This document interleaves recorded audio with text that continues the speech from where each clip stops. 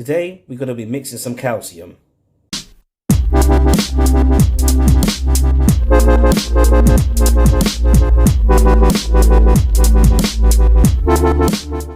Yes, what's good people, and welcome back to the channel. So guys, as you know, having a marine tank, one of the most important parameters you need to maintain is calcium.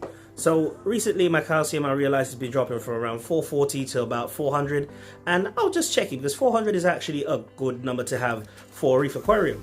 But when I tested this morning, it was about 380. So I need to see what I can do to bring that back up. Now the good thing, I use Aquaforest, and Aquaforest you can tweak your solutions or your mixtures when it comes to dosing your elements back into your tank. So what I'm going to do, I'm going to walk you guys through what I do to offset the amount of calcium being taken up by my corals and to maintain that 440 within my reef aquarium. So as you can see, this is the Aquaforest recommended recipe when mixing calcium, alkalinity and magnesium. Now I'm not going to concentrate on the alkalinity or magnesium because those are spot on in my system, and what we're going to concentrate now is the calcium side of it. So it says that we need to mix some strong A, some strong B into 1 liter of water. Now it's 5 ml of each. Yeah, so what I'm going to do, because I use the components 1 plus 5 liter jerry cans or bottles, so we'll be multiplying whatever they've recommended by 5. Now, component strong B contains heavy metals and things like iron and molybdenum and just some fancy or complicated, it was like copper out.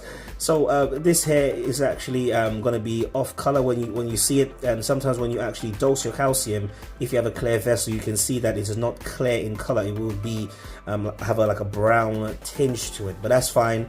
It's all part of how it's supposed to look. So yeah, so component strong B and component strong A, and because I'm mixing 5 liters worth, I have to multiply the recommended dose by 5, so that's 25 milliliters of both goes into my calcium mix. Now I had a couple of these containers, measuring containers from Red Sea AB Plus that I never got around to use, so I've got about 3 or 4 of them just lying about. So I'm just going to use this to measure my components before I put them into my calcium solution. Now we have our 25 milliliters of component strong B. Okay, so that's mixed, so I'm just going to put that into our container. So as well as adding component strong A and strong B, you need to add RODI water in there to try and get the mixture going. So I have 1 jug of RODI water going in there to start mixing things up. And we're going to move on to measuring the calcium granules itself before we add them to the solution. So guys, usually when you buy your calcium from the shop or from Aquaforest online, this is what usually comes in. Lately I've noticed they've been doing like an eco-friendly version where you can buy it in like a little bag, and you can tear it up and then put it into your plastic container. Yeah, so I'll show you what it looks like inside.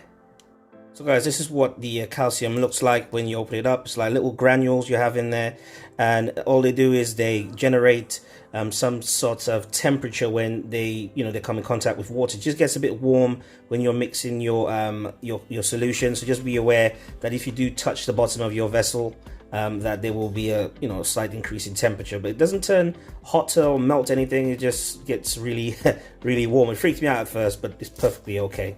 Yep, so just around 202 grams, yep, off the top, yeah, to get it there. But 2 grams is infinitesimal in the grand scheme of things. So what I'll do, I'll add this to the solution, and then add 70 more grams to make up my calcium solution.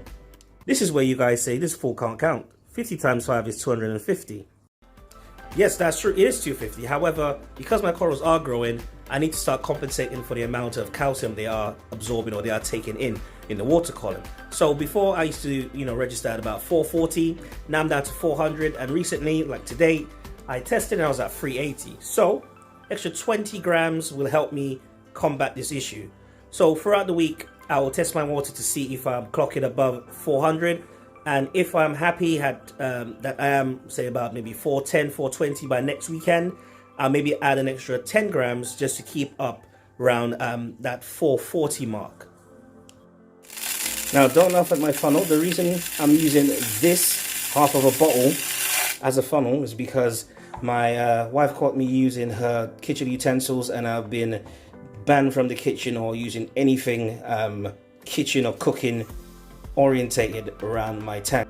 So after giving this a good shake, I ensure that all my calcium has dissolved, my components A and B has all mixed in correctly, and all I do to top it off is RDI water, and that is my calcium solution done.